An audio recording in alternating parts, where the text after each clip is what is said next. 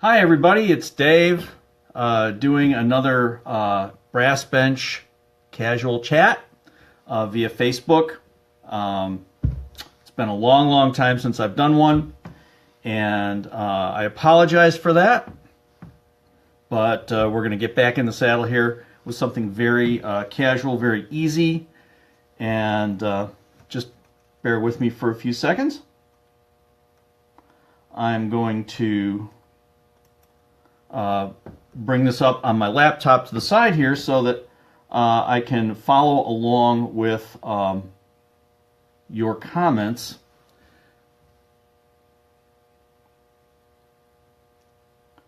Now, the reason I do this will become abundantly apparent to you in a few minutes when I'm ready to start working at the bench and letting you see what I'm doing. I'm going to turn my camera on my phone around and I'm going to point it down at the bench. And at that point, I won't be able to see anything that you're commenting on my phone. So what that means is if I want to know what you're typing and commenting, then I need to have some way to do that. So I have my laptop off here to the side.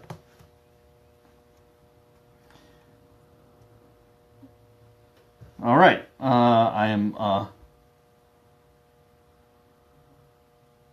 up and running there. So again, welcome. Everybody, this is a brass bench casual chat. We have in the past done some very formal type shows. They were on Saturday morning. You can see them all on our YouTube channel, which is The Brass Bench. If you want to send me an email about this chat, you can send it to you guys at thebrassbench.com. That's YOUGUYS at thebrassbench.com. And the other guy is Chris Cromer of A Minor Tune-Up in Wilmington, Delaware. And Chris is the other guy of you guys, and he joins me from time to time. Today it's just me doing the casual thing, and I am happy to answer any questions you may have. And welcome to you if you're just joining. I see we're starting to get a few people joining in, and that's really great. So today I decided that I was going to start off doing these again with something that's very easy, very straightforward, and something that's not usual for me to do, because if you know me, you know that I am oftentimes working on horns. It's what I'm known for. Every tech who gets deep into doing work will become known specifically and specially for one type of instrument. Chris from A Minor Tune-Up, Chris Cromer, that is known very much for his trumpet work, for example. I'm known very much for my horn work, but, you know, brass techs work on brass. And the more you work on an instrument, the more you're proficient with all of the idiosyncrasies of the instrument. I do a fair bit of work with trombones. This is a trombone that a customer brought in. It's a Shires, SE Shires. He plays several of them. This is his main trombone for what he calls lead work. He doesn't play it often, and so he left it with me to get this work done for a while, and then I immediately got an email saying, "Hey Dave, I got a gig." So that's generally the way it works, is you give somebody all the time in the world, and then all the time in the world turns into 2 weeks. So this is easily done in 2 weeks, so this is not a problem. But I'm kind of glad to have the deadline, honestly. If you give me something and say, take your time, guess what? It will literally take forever. Your work just goes to the bottom of the pile. Low priority. Not that you have low priority, but, you know, if you give me all the time in the world and you say no hurry, then the person who comes in and says, I have a gig tomorrow night, is going to, in fact, go to the top of the list. And your instrument will likely get pushed down and get pushed down and get pushed down. So never just give me all the time in the world. It's a dangerous thing to do. Anyway, so this trombone has a few issues. And one of the issues the main issue that it's got is that he keeps snapping the hinge screw here in his thumb trigger, which is kind of a crazy thing to happen over and over and over again. The hinge screw, in fact, is rather weak right at the threads, and that's where it keeps snapping. Now, he claims that he did some torquing of this because his rotor seemed to be a lot slower than a lot of other rotors on Shires trombones of friends of his and his other Shires trombones. So this rotor seemed slow, and he messed around with this and is afraid that he somehow torqued or bent this, which seems actually a little, I don't want to say hard to believe, but this is a lot of metal to bend here. On the other hand, he's not a small fellow. He's a rather strapping young man, and I believe that he could bend something. So he discussed this with Shires and the possibility that perhaps this bridge or saddle, depending on what you call it, has somehow gotten bent and has and now the hinge rod gets arced in the saddle, and when he operates it, that arc puts tension on the hinge rod or hinge screw, depending on what you'll want to call it, which is the screw that goes through the middle and pivots the action. And that tension could, in fact, be enough after repeated use to snap that screw. It's possible. So we have a solution for that. There's another issue, which is that he wants to install a hand rest.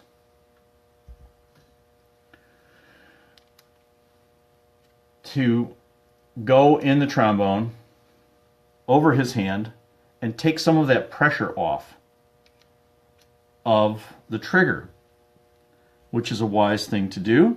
So I'm going to install that. So that's problem number 2 to solve. That's an easy problem. There are some issues which we'll discuss. And problem number 3 is that he lent his trombone to his brother. And you can see here that the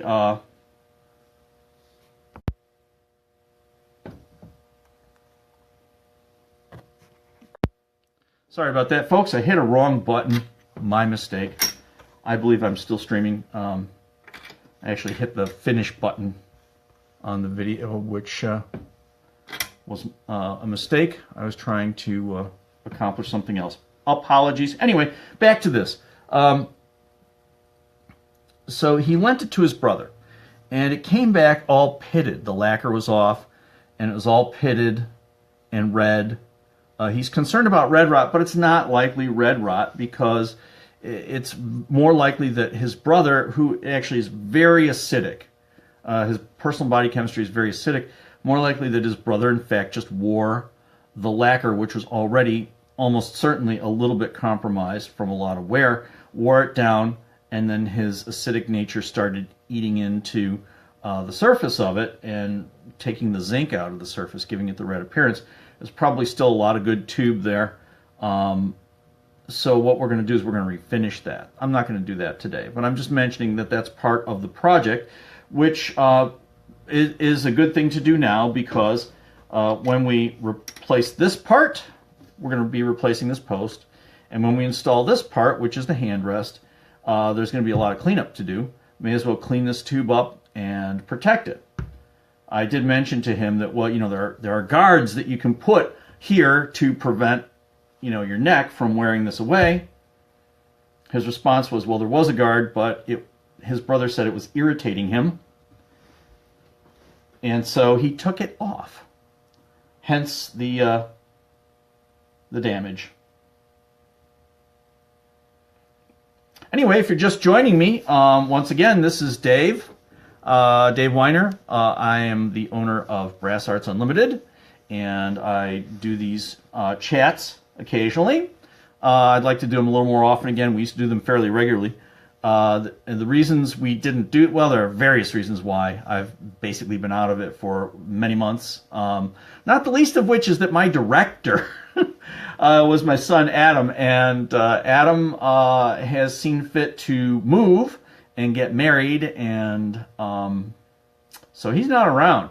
I've lost the technology to do the fancy dancy show with all his cameras and software and all that. So for the moment, I'm just going to be doing the Facebook casual streams, which is fine. But I'm coming back at it after several months. The Brass Bench is kind of a co-production between me, Chris Cromer of A Minor Tune-Up Custom Trumpet Shop in Wilmington. Well, it's not, I think he calls it something else now. It's Trumpet and Brass Wind Services. Chris, please correct me. Get on to the chat and correct me of the exact name.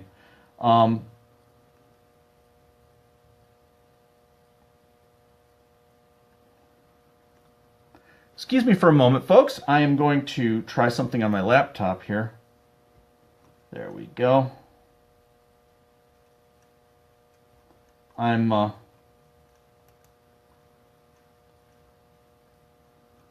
making it a little easier to see your comments. There we go. So please do type into the comment box to chat. Ask me questions. Say hello.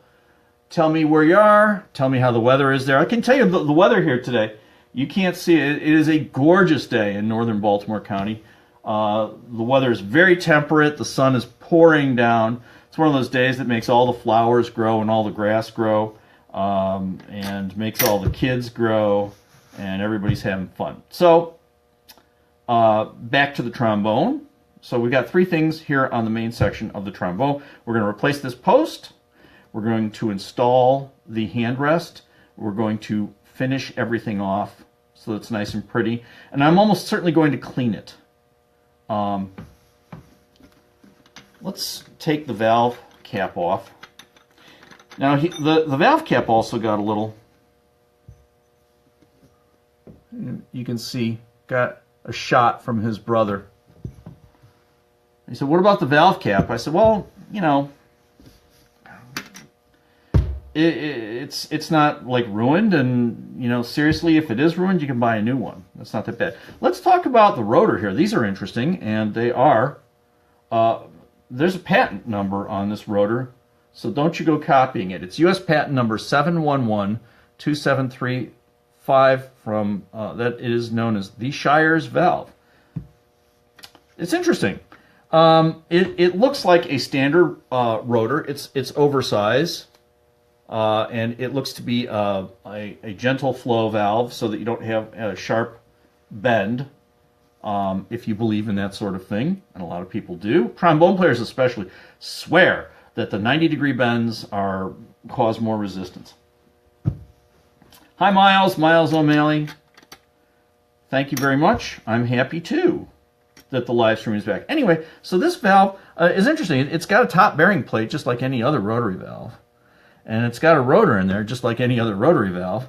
But the bumpers, which are normally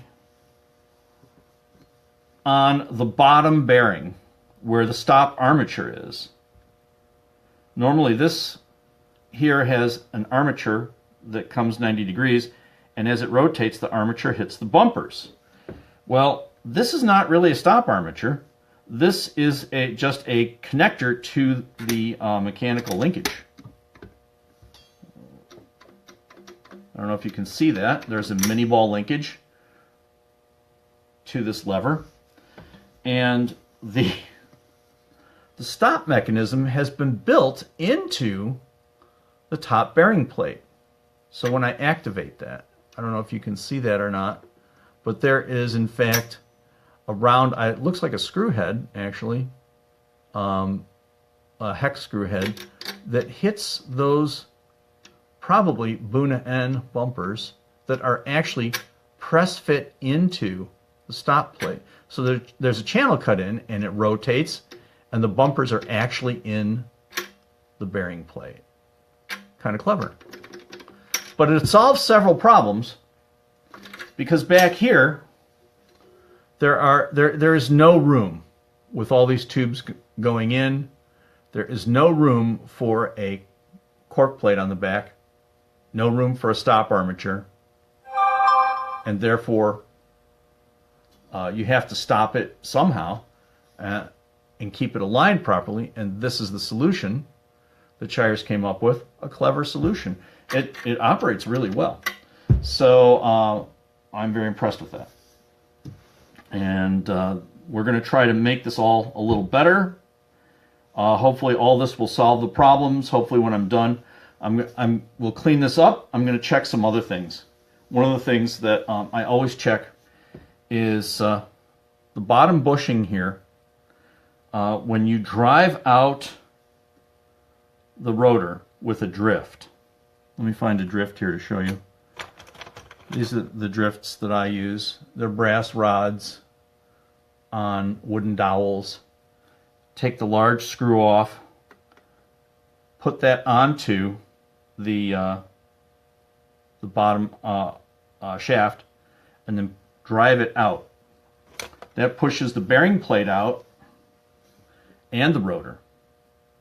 Oftentimes, though, if it's tight, manufacturers don't want these armatures. Well, again, this is not a stop armature. This is merely part of the linkage. But they don't want them rattling around because it causes wear, it causes noise. So they want them tightly fit onto the bottom shaft. And sometimes driving it out actually causes this part to slam into the bottom bushing, which is actually part of the valve casing.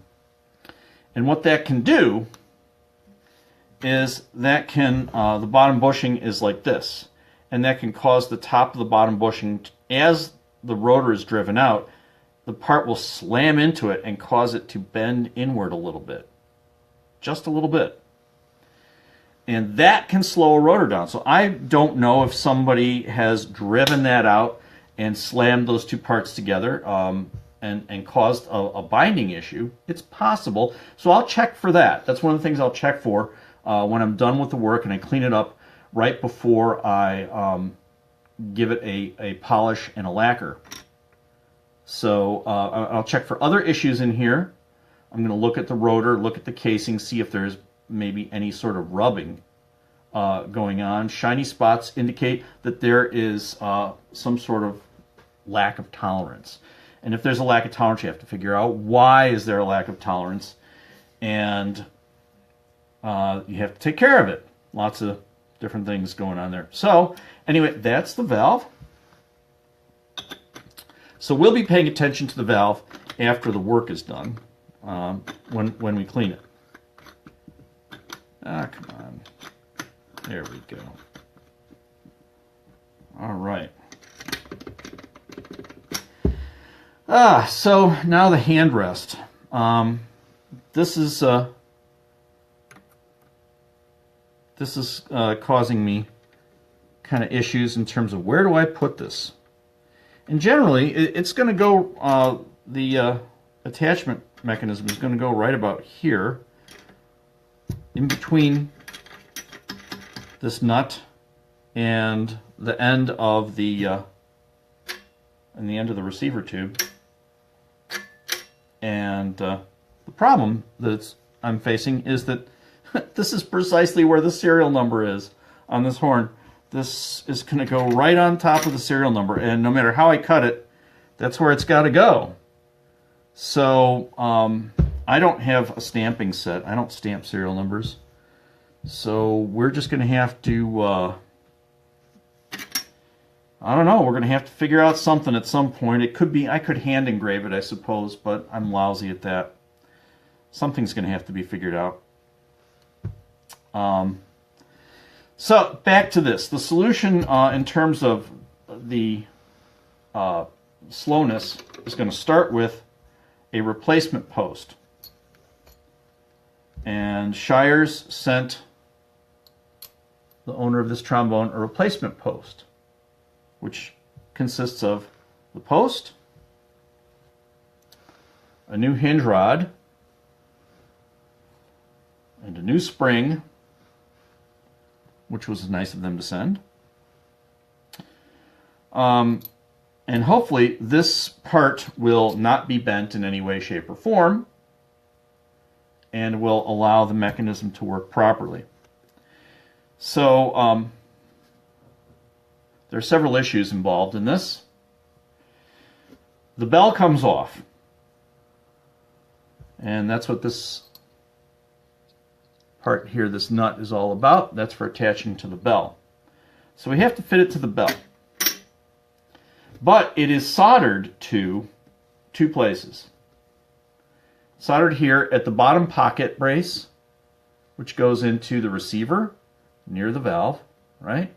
And there's also a post here that it's soldered to, so I've got two solder joints. If this is indeed bent, I mean, you could just heat it and pull it straight away, pocket brace and the post, and leave the post here on this branch. But if really indeed it's bent, then chances are very good that when you take that off and just leave this post in place, that there'll be a minor fit issue, that it won't be exactly oriented the way you want it oriented for a nice solder joint that puts no tension on the horn. And this is a problem we have a lot with instruments that we are disassembling and, excuse me, I'm going to have a little coffee, that we are disassembling, working on, and reassembling. What we want to do is reassemble all the parts, solder them so that there's no tension on the instrument. We want to let the instrument have as much freedom to resonate as possible. If we start pulling things hard and torquing them and pushing them to get them to fit when we solder, then you're just going to end up with a horn with a lot of tension on it. That's exactly what we don't want. So I am going to be removing this post in its entirety and then removing this post down here, and then removing the part in question completely. And the reason I'm going to do that is because when I put it back together, I don't want any tension on the horn if I can help it. Even the best cared for instruments, oftentimes when you disassemble them, the parts will ping away. There will be tension on the horn that has been put into it through repeated use that you just didn't realize was there. Some instruments, and I'm not saying this instrument, believe me, I mean, this is a Shires, and I know Steve Shires is very interested in producing a top quality product, but some instruments, the tension is there from manufacturer. And my goal is to return it as close to original condition as possible, but if that original condition is something that will cause a problem with the instrument, such as tension, then I'm not going to do that. I'm going to try to get that tension off. So that's the bell section. Those are those three things. Now, one more thing I'm going to mention before I continue is the slide. So this slide is in tip-top condition, and one of the features of Shires slides, make sure that slide lock is on, is that they have detachable lead pipes. And detachable lead pipe systems are great if you want to, it's beautifully greased. It's exactly the way it should be. It's a little stiff coming out. I'm not going to force it right now. Detachable lead pipe systems are great if you want to try different lead pipes. They're great if you decide that you want to put different lead pipes in for whatever reason. Most people with a detachable lead pipe, in most situations, not everybody, but most people will eventually settle on a single lead pipe that they like with the instrument, that works for them, for the kind of playing that they do. And they'll leave it in the instrument. At that point, the fact that it's detachable makes absolutely no difference, because you're just going to leave that lead pipe in.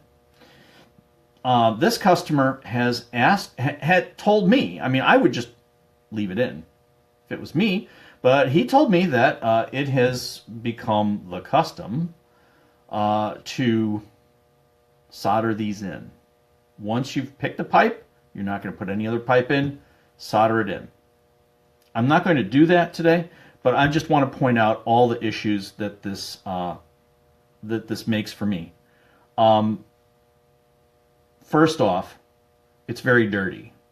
The entire environment involved here is very dirty. And it has to be scrupulously cleaned. And it's possible that there's lacquer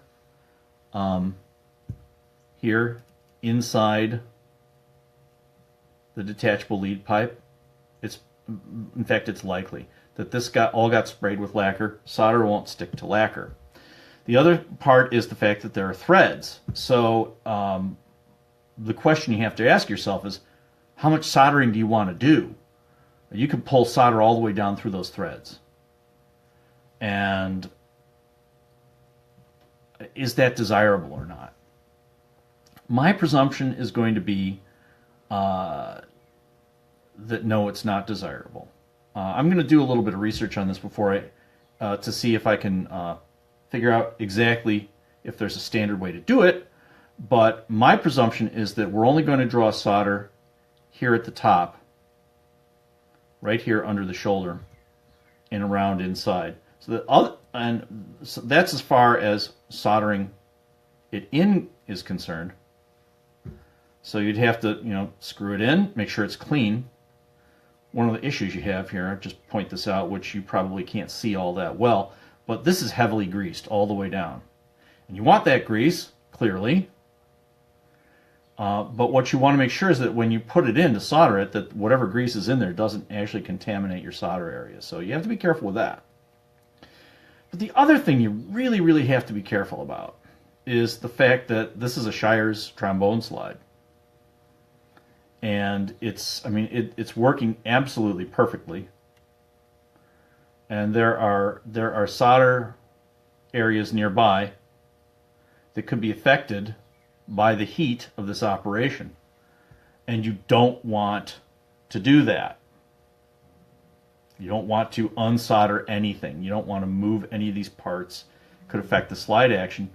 So one of the things that you want to do when you're doing a solder job like this is you want to wrap the nearby areas with wicking or cloth or something like that and keep them well soaked with water so that the heat from the solder does not translate into heating the solder in the near area to melting point or to flowing point even. Those 2 points can be different, liquid and flow, but you don't even want to get to liquid, in my opinion. So, that noise you heard was my phone telling me something I absolutely didn't need to know. So anyway, that's going to be the slide. The issue is going to be to solder this lead pipe in as cleanly and efficiently as possible without doing any damage to the rest of it. It's really careful work. You just have to be careful. There's nothing overwhelmingly technical about that. So I'm going to put this aside so that we don't do anything to it.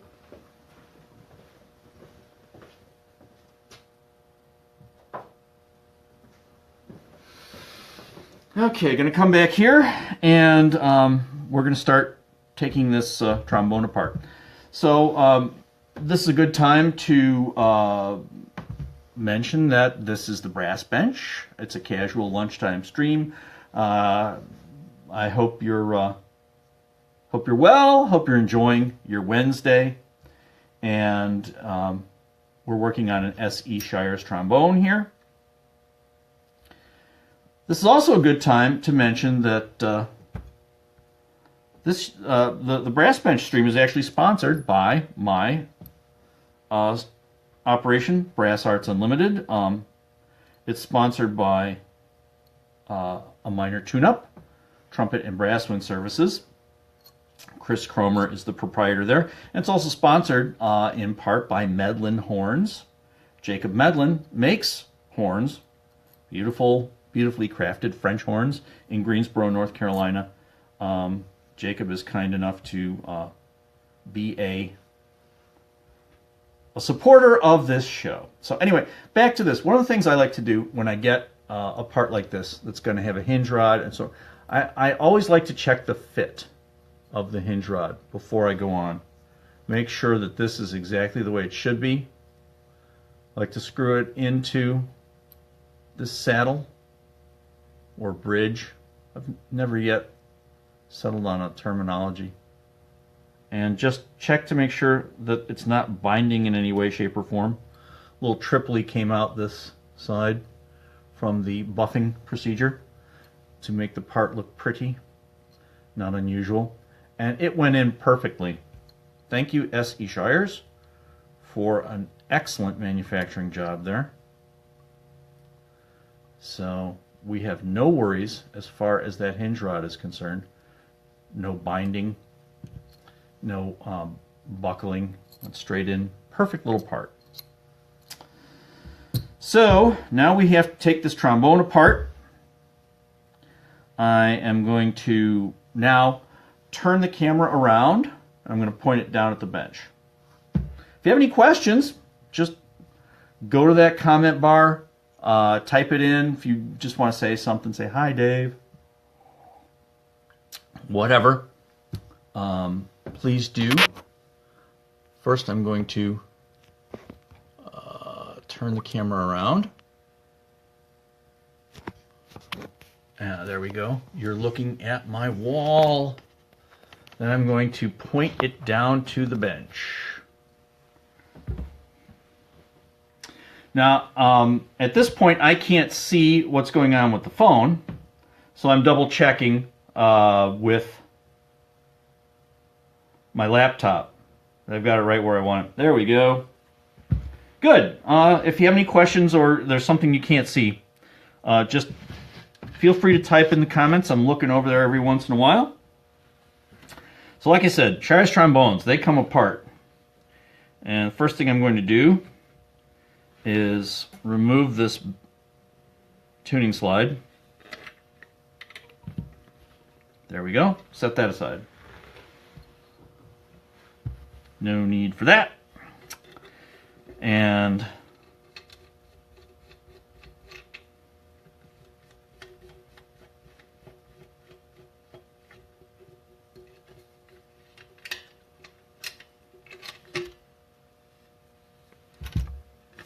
the bell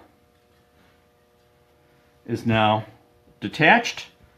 I'm going to set this safely aside. Give me a moment, please.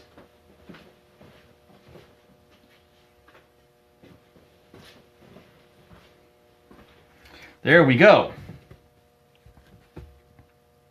Now the next step in this procedure of taking this post off is we're going to undo this mechanism.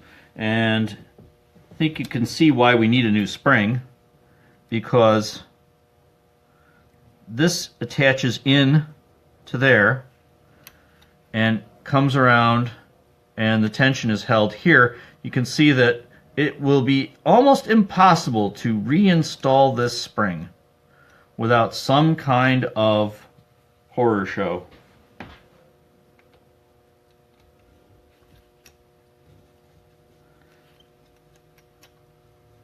So if you have trouble seeing, let me know. How's everybody's day going today? Everybody having fun? Type something in the comments section. Have a chat with me. There's the old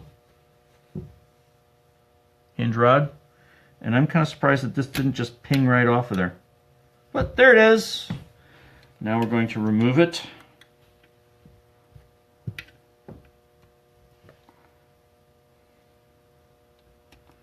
It feels like there's a little thread lock on that.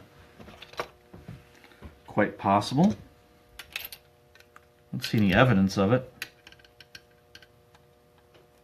But I think I'm going to have to heat that a little. I think there's thread lock on that. Hey. There we go. Heat, heat, heat, heat, heat, heat, heat, heat, heat, heat, heat, heat, heat. That's enough. Let that cool down just a little. Let's look at that old spring. See? You can see the difference between a a spring that's been installed and cut to size, and a spring ready for installation. I mean, you need these extra legs to be able to work the spring. If you try to work with something like that, impossible. Okay, let's try this again. There we go. Yeah, I think some thread lock was on that. Good call, Dave. Good call.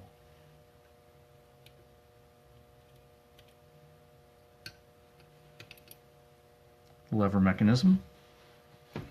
Set that aside. Get a little better look at this attachment mechanism. Right?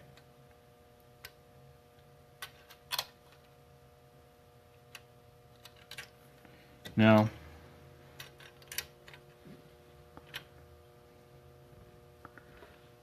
you'll see that there's there are two angles. There's an angle here. This goes straight in, and this is kind of angled down like that. And that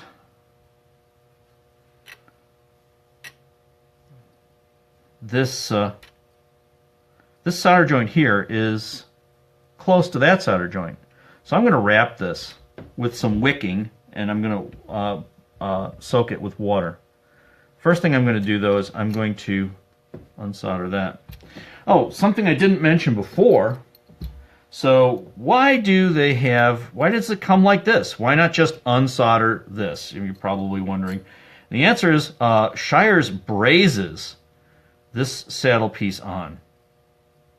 Now, brazing is high temperature silver soldering, and it's a good move, because if you're going to brace this here, if this was soft soldered, the instant you heated this up, you would threaten to move this. The instant you heated this up, you would threaten to move this. And this takes a ton of pressure from the spring, from your thumb operating the mechanism. So a high temperature silver soldering joint here is a good move. It's the right thing to do. But what it requires us to do is to install a completely new part like that rather than just the saddle. That's what we're going to do. So I'm going to take this out next, and then we'll take the whole post out. All right.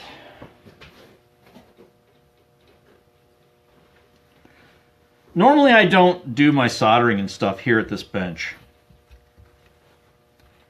but it's really hard. So what I'm doing here is I'm just wetting this cloth. If I hit it with heat, it might scorch a little.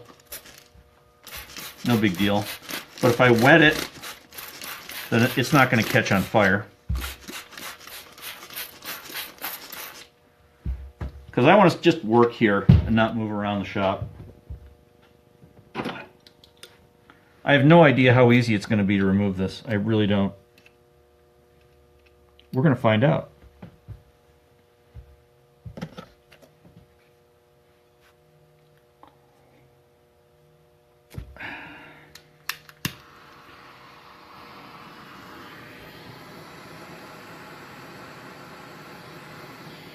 You know what? I have changed my mind. I'm not going to remove the whole post. I'm going to try to just remove this here and down at the bottom, which means Daddy's going to have to get some wicking going on here. This is wicking. It's lamp wick, and it's really useful around the shop for a lot of different things. We put buffing and polishing compound on this and do what we call ragging, where we draw it across a surface, especially in tight corners. I use it as a soft pull, and I use it for this purpose, which is to wrap it around parts and soak it so that the parts don't come unsoldered.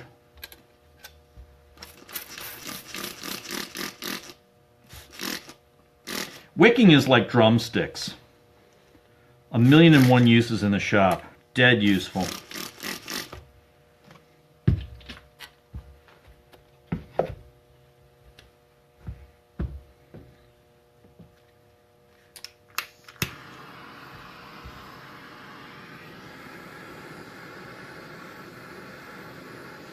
All right, I happen to know from this that there's an awful lot of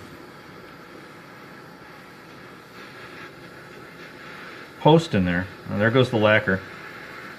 But, you know, that was to be expected. We're just going to have to clean up. I know some technicians are like, they'll do anything to protect the lacquer so they don't have to clean it up. Not me. I'll do anything to get the job done right, and then I will just redo the lacquer. I know it's not perfect factory, but you know what? That's too bad. See that solder bubbling out of there?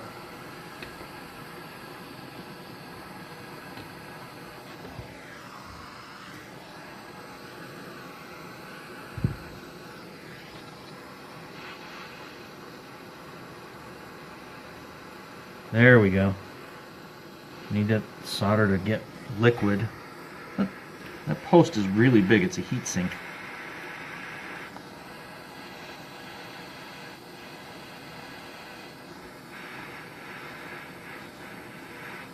Yeah, I'm pointing the flame at myself. Don't complain at me.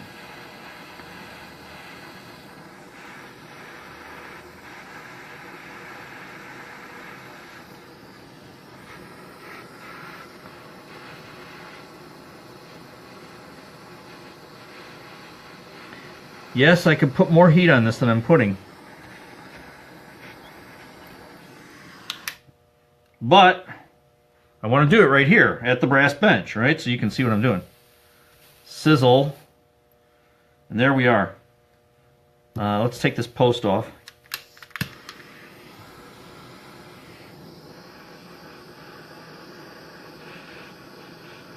Now I'm going to try to protect the lacquer down on the branch if I can, just by heating the post. The lacquer on the post is already toast. Sorry about the bad rhyme. You can see lacquer does literally get toasty. And I'll clean all that off to bare metal.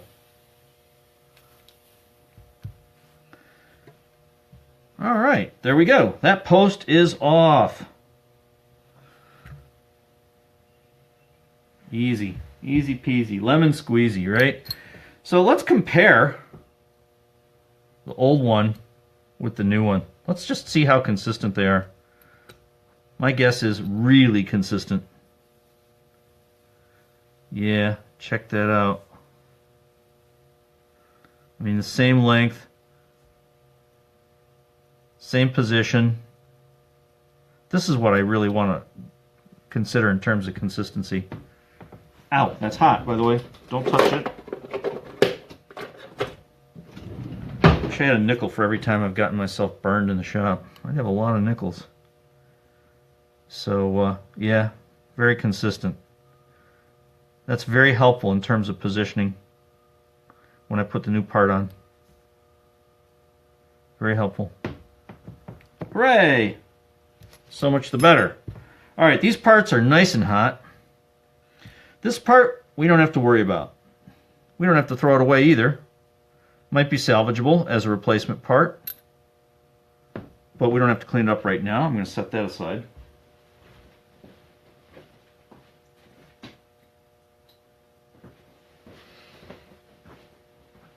This part has to be cleaned up before we can proceed. This part has to be cleaned off before we can proceed. And these parts have to be cleaned up. That has to be cleaned off, and that has to be cleaned out in there so that this will fit in. And there are a couple ways to clean that out. I'm going to solder wipe this and this post. Any questions? Any statements?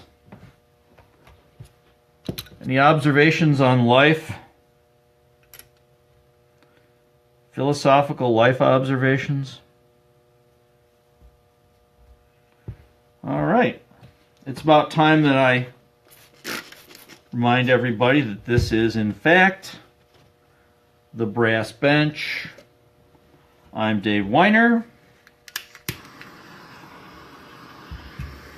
I own Brass Arts Unlimited here in the Baltimore area. And I do brass repair. Brass services. Brass instrument services is kind of how I'm calling it these days.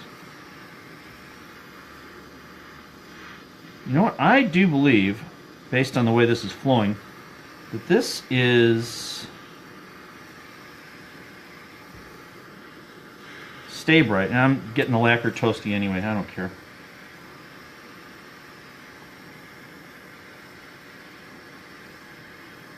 Alright. Turn that off for a second. I'm going to get some Q-tips to try to just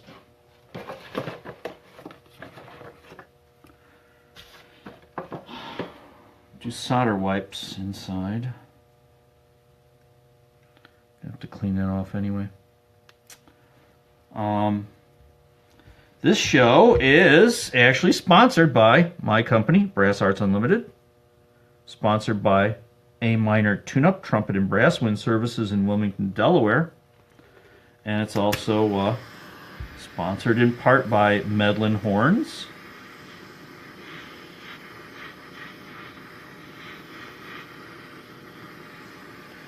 When we're finished with this live transmission, I'm going to put this up. Once it's available, I'm going to put it up on our YouTube page. We have a YouTube page called The Brass Bench. What I'm doing here is I'm just solder wiping. Getting that solder liquid inside, and I'm just wiping it out with a Q-tip.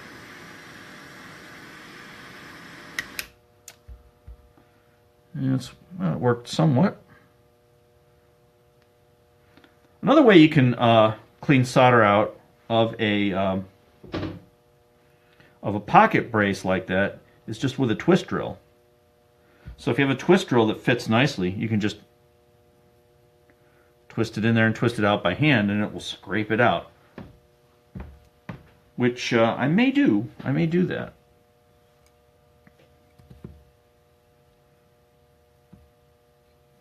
Okay, that's looking good. I'm going to put the handrest on after we get this all back together, just so I can be sure of the positioning. Like I said, the serial number's right here. That's bothersome, but oh well. Anyway, the last thing I do when I do this work is I do the cleanup. I do the buffing and polishing and the spray lacquering. I don't have a lacquer booth. I don't do like fine spray lacquering. I do my best. Lacquer is not a forever finish in any circumstance. Even in the best of circumstances, lacquer is not a forever finish. And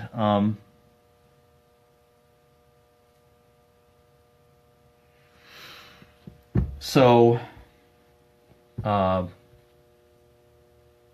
you know, that's kind of the situation. Oh, I have to clean that off. Let's do that. Let's do that.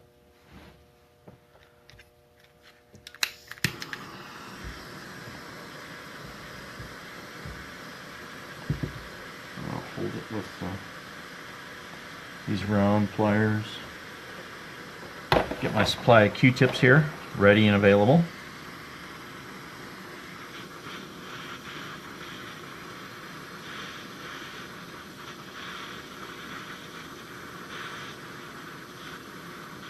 There we go, I start to see it flowing.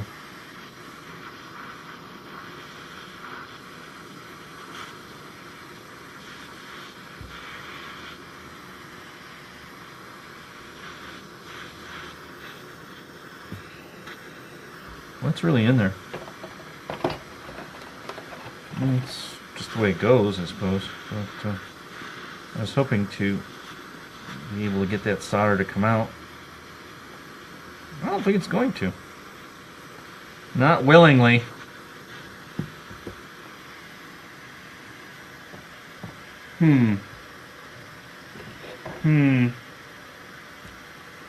Alright, be that way.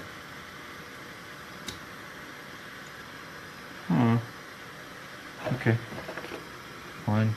Work on the other side. Might just have to scrape it out. Might just have to leave it there. I don't know. Rather not leave it there.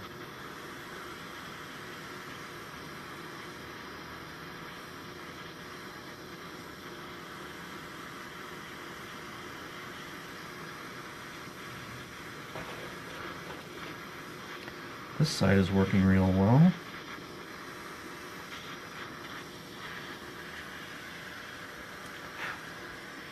The smell of burning cotton. Better than the smell of burning hair. I once burned the hair off of my my left arm completely.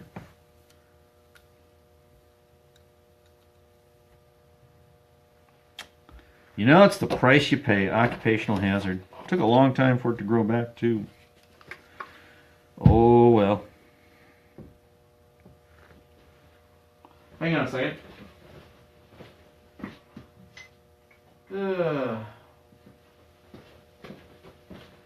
I'll just see if I can just pick it out. I'd rather not have to scrape it out from solid. That'd be a pain.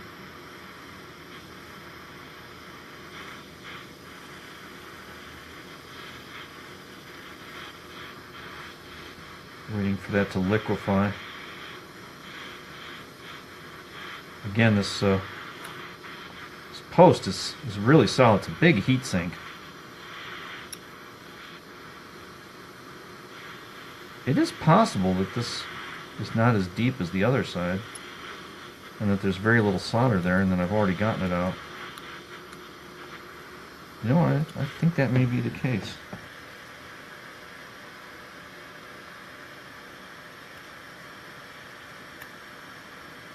It appears that that is indeed the case, and that I have gotten it all the way out.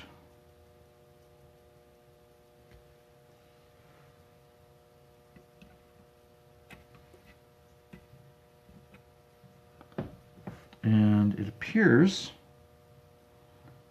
that at least one of these, this is a pocket brace. I'll be darned.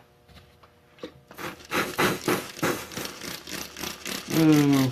Cool that off.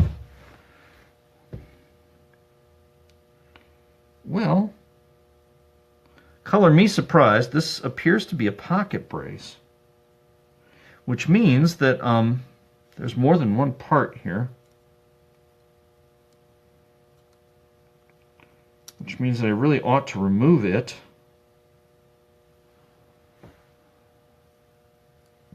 I have to really look at that.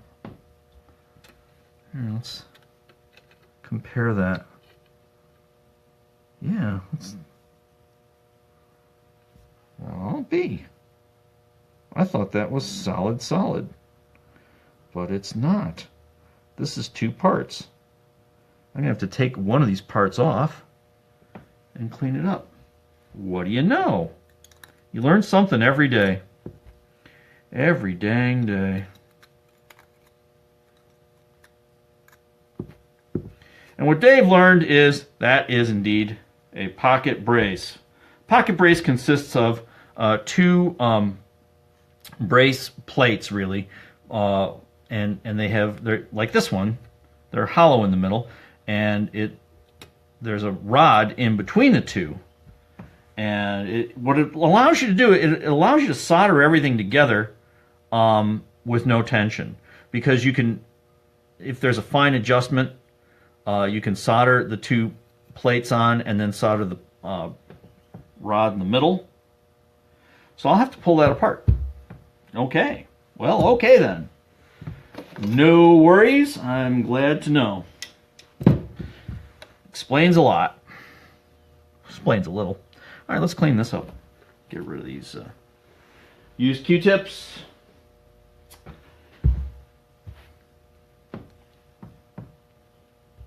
So welcome to everybody who is watching. Thank you for coming and watching. It's a pleasure to be here to talk with you.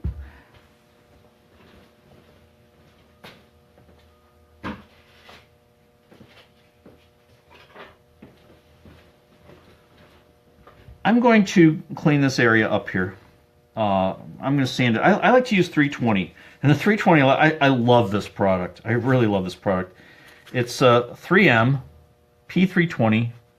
I get it at the Home Depot. It's got this silicone backing, right? It's bendable and stretchable. And when you cut it in thin strips, it really wraps around, does a great job, leaves a nice fine finish that can be finished even further very easily with finer sandpapers or with Tripoli and then Rouge.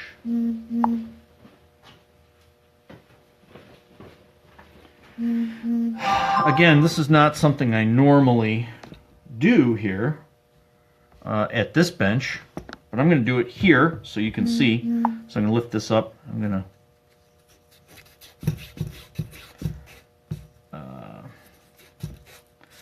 usually better to not have that bouncing around. I admit that. I would usually secure it a lot better, but this is not, you know, for chat purposes, it's not my ideal shop situation. But I'm going to get that toasty lacquer off. I'm going to clean it down to bare brass.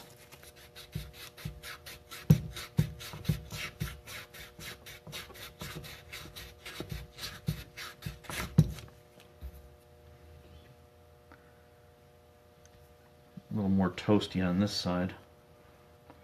But it's going to probably toast up a little when I resolder that anyway. But nice fine finish. Really, you know, very finishable in the end. Let's do this toasty lacquer over here. Normally I would fix this over at the vise. It's probably... Now, one of the things I hate, besides this moving around while I'm trying to get the burnt lacquer off, one of the things I hate is the burnt lacquer in that little channel there. It's just really tough to get out. But you know, I'm going to try to scrape it out with a fine hook scraper that is in fact, I will admit, a dental tool, and see if we can't like really make a fine job of this. I really am into working hard to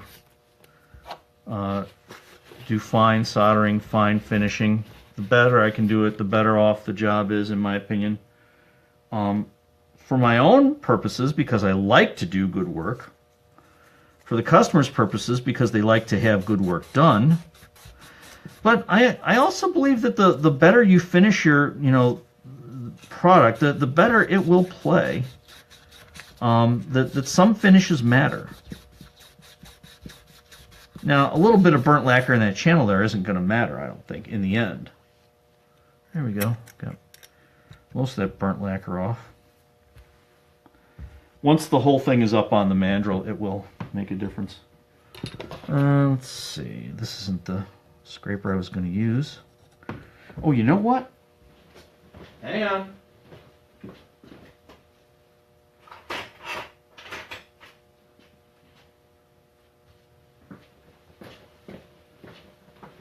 This is the scraper I was going to use. It's a dental tool. And it works pretty well. First I'm going to try some of this abrasive cord, see if it fits in the channel. I think it's going to be a little too wide. No, it works perfectly. So much the better.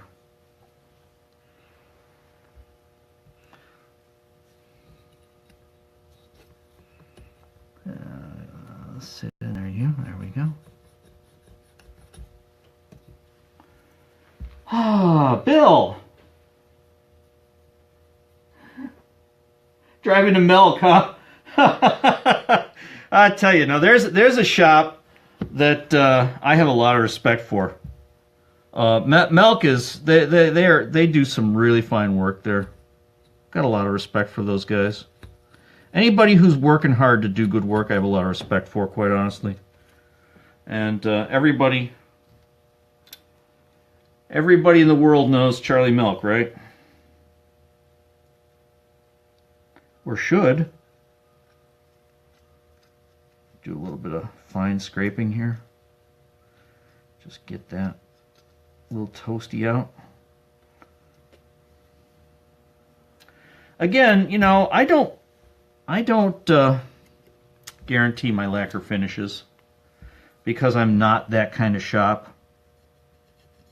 That doesn't mean I don't try to put on a durable finish that will last forever. I certainly do.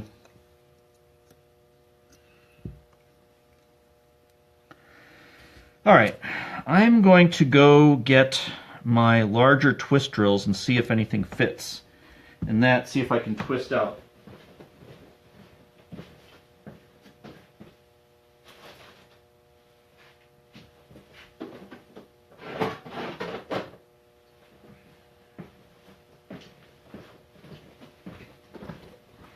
This is my large index set. Yeah, I could measure it up, but I'm just gonna eyeball it. Right. Whoa. Let's go to Z. Let's go to 11. There we go. And there's still room. So I'm just gonna grab that Z size drill, twist it a little bit.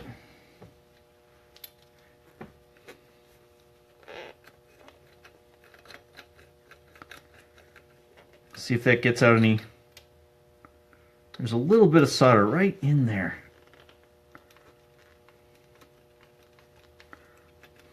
I can see it.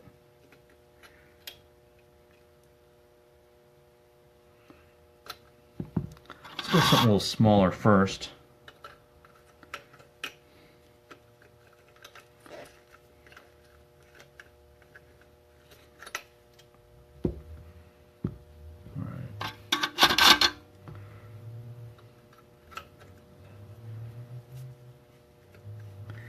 I don't think I have a tap handle big enough to hold this Z bit, but it is scraping out the solder that's in there. Probably the thing to do would be to get that up on the Dremel and just zzz. Okay, it's about time for me to say yet again. This is the Brass Bench, brought to you by Brass Arts Unlimited. That's my shop. I'm Dave Weiner. Brought to you also by a minor tune-up trumpet and brass wind services. That's Chris Cromer. He's the other Brass Bench guy.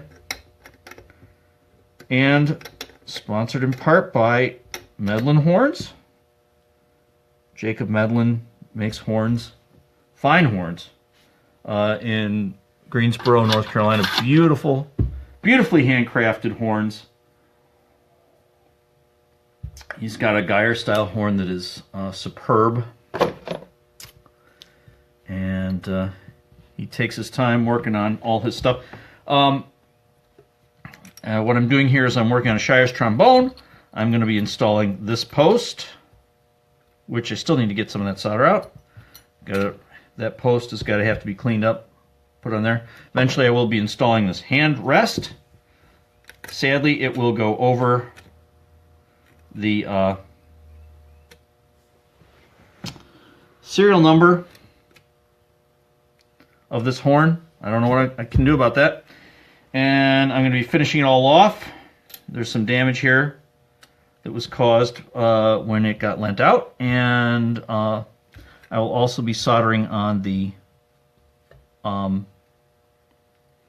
detachable lead pipe on. So next, my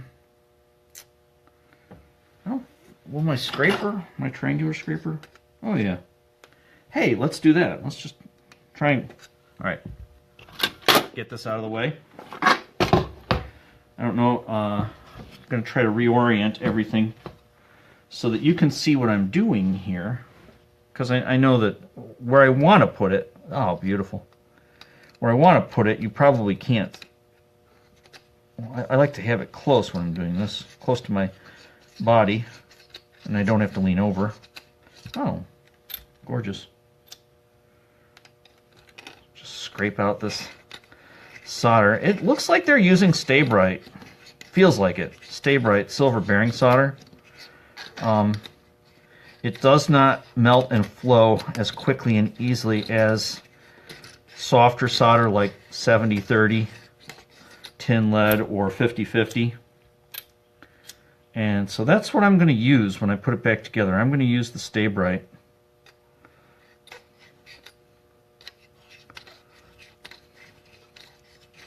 Stay Bright has higher tensile strength.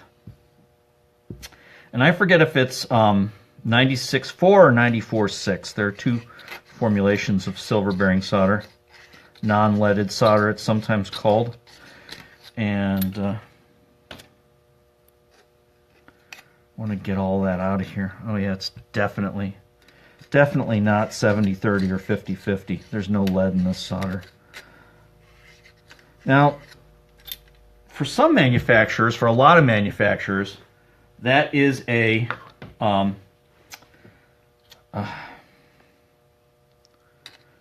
mean, it's a workplace safety issue to not work with lead.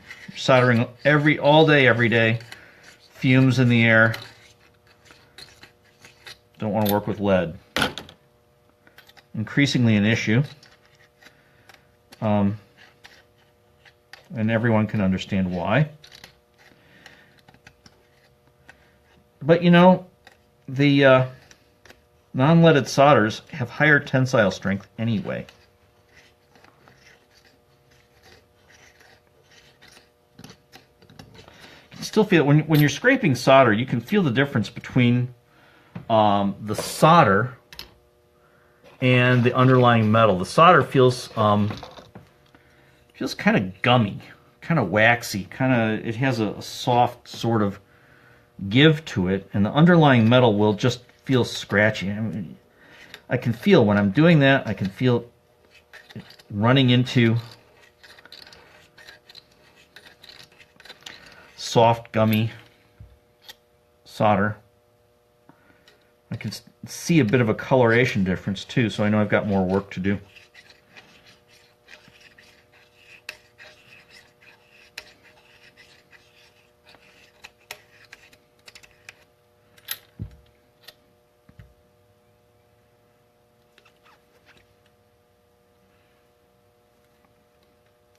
Most of the leftover solder was down on this side. When you hear that scrapey sound, that's the underlying metal. That's the nickel silver.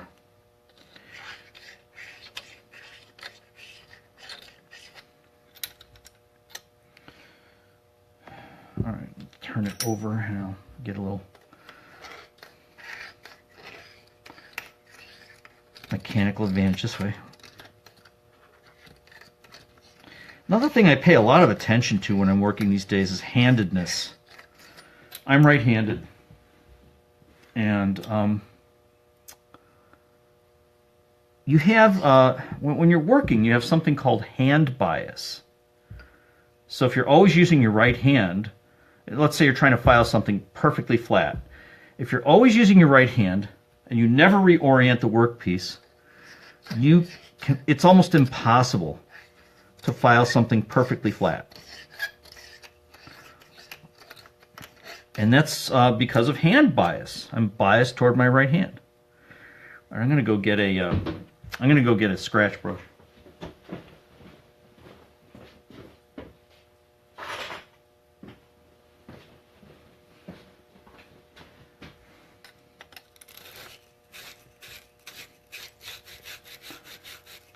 Scratch that surface in there. If there's just a film of solder, it'll clean it off. And if there's still solder, I'll be able to see a color difference. There's a little bit of solder here. There's a lot of solder there.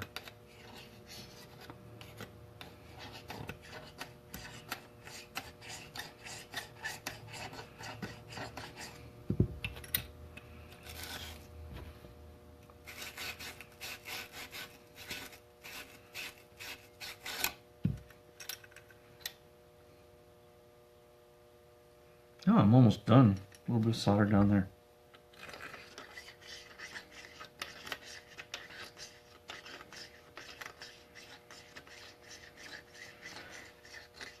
Well, getting down to cases, only a few minutes left in this show. think I'll start discussing how I'm going to reassemble this. So that's pretty well cleaned out. This should go right in, which it does. Ta-da. How to reassemble. And the answer is we're going to basically reassemble everything. Everything. And the bell. But no spring. That new spring, we're going to leave that off. And that's how we're going to solder everything back on. Is we're going to put it all on without the bell, and then we're going to solder it all together. Then when it cools, we'll put the spring on. That'll be one of the last things we do. This pocket brace has to come apart. I've got to figure out how to get that apart. That was actually a surprise to me. I've got to get that apart and get that cleaned up. That's our new part. Anybody have any questions? Just comment in the comment section below. I'm going to set this aside. We got that scraped. Next I'm going to try to pull these two apart since, as I said, I'm pretty convinced that's a pocket brace. I'm going to find that out.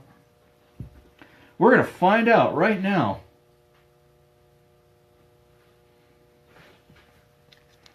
Which means I'm going to need heat, and I'm going to need things to hold it so I don't burn myself, so I don't scorch myself.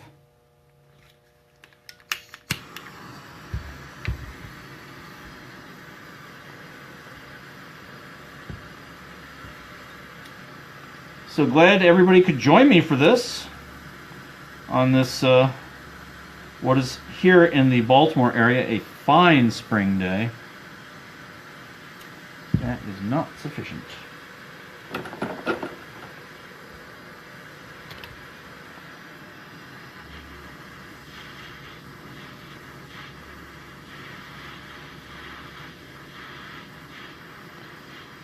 So if you want to ask any questions, send us any questions, you can send it to us by email. We have an email address. It's you guys, Y-O-U-G-U-Y-S.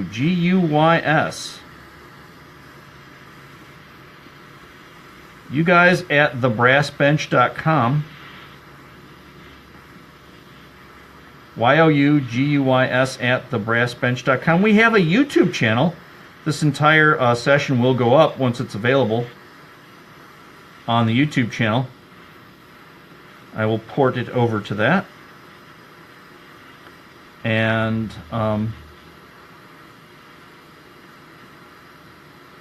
you'll be able to watch it there at your leisure. Ta-da! All right. That's excellent. Let's cool that off so that we can work on it.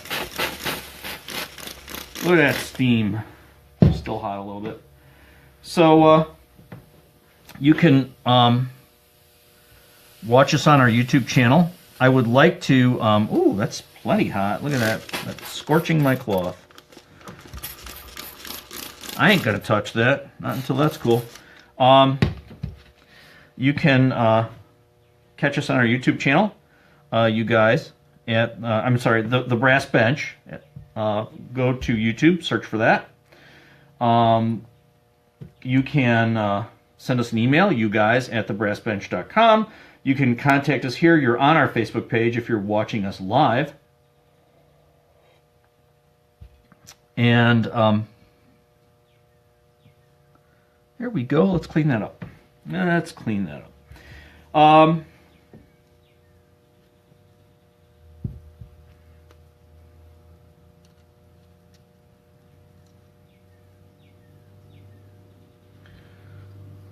You can subscribe to our YouTube channel. I would like to do a lot more shows on the YouTube channel live, but I'm going to be honest with you, we get a lot more looks when we do things on Facebook, and I don't currently have the software. I mentioned top of the show, I lost my director, who was my son Adam, in that he got married and moved away to do his own thing, and of course, I'm really pleased that he found someone that he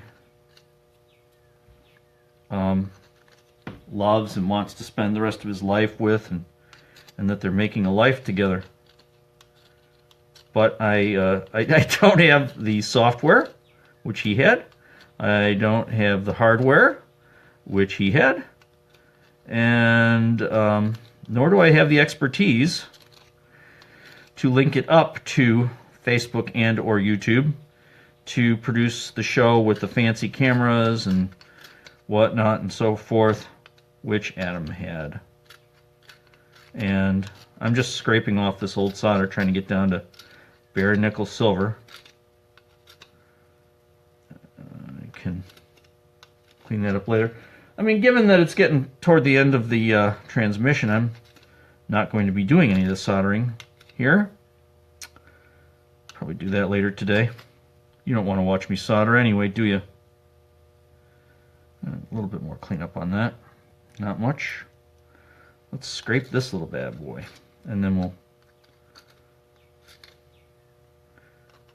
etc. So anyway, I would like to do more shows on the YouTube channel, because we can do longer shows on the YouTube channel.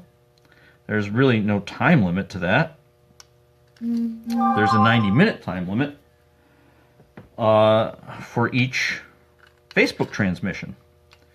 So I could do longer, and if I get the software running, that we'll be able to do a lot more things than just a single audio video connection, which is what you get with Facebook, which is grand. Don't get me wrong. I love the fact that this is something you can do on Facebook, but when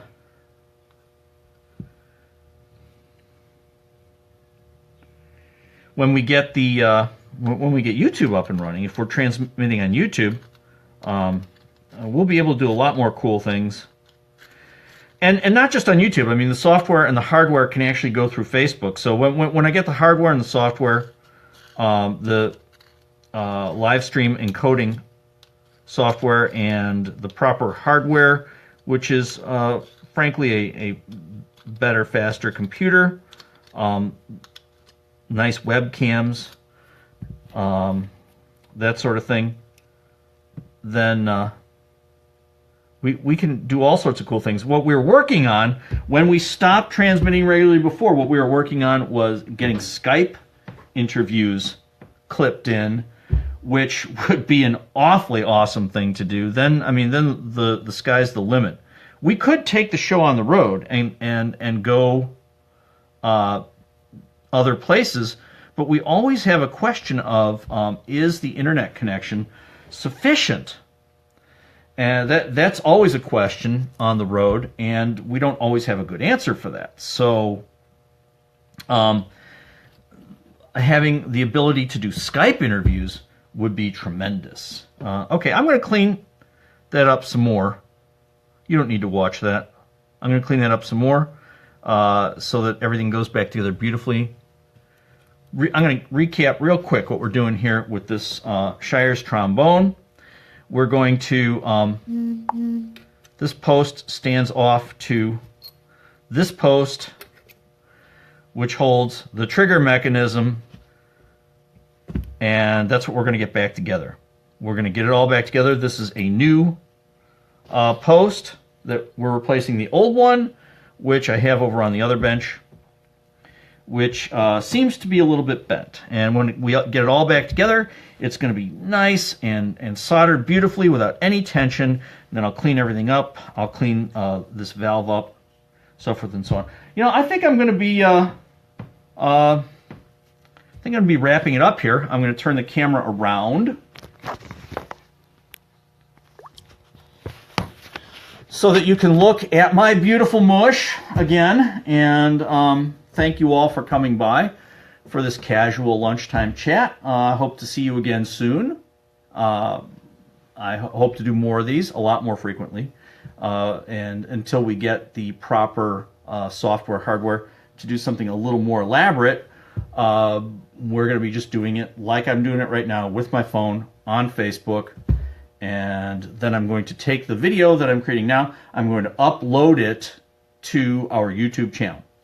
So recap everything. My name is Dave Weiner. Brass Arts Unlimited is my my company who sponsors this. It's also sponsored by my other live streaming associate, Chris Cromer from A Minor Tune-Up in Wilmington, Delaware. And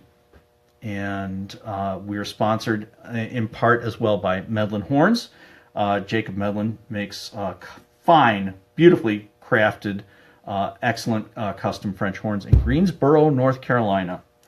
And you can get a hold of us by email, you guys, YOUGUYS,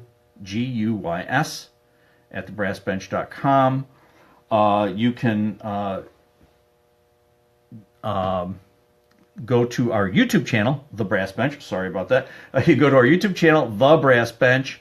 Look at all the old shows that we have up there. Peruse them at your leisure. So just search on YouTube for The Brass Bench. There's a website. I didn't mention that before at all, which is The Brass Bench. You have to have that definite article in there, thebrassbench.com. And I'll post links to the YouTube channel once this is up on YouTube. And I also have commentaries there. Just, browse around, help yourself. If you have questions, send us an email, send us a comment here on Facebook. You can get a hold of us, so please do. If you see a blog post on the website, feel free to comment on that. I'll be back. I don't know when. Hopefully soon. And I'll bring something interesting and new next time. Next time I have a transmission, stop in, just chat and say hi. Love to talk to you. So that's all for today's. Take care, and I'll see you next time at the Brass Bench.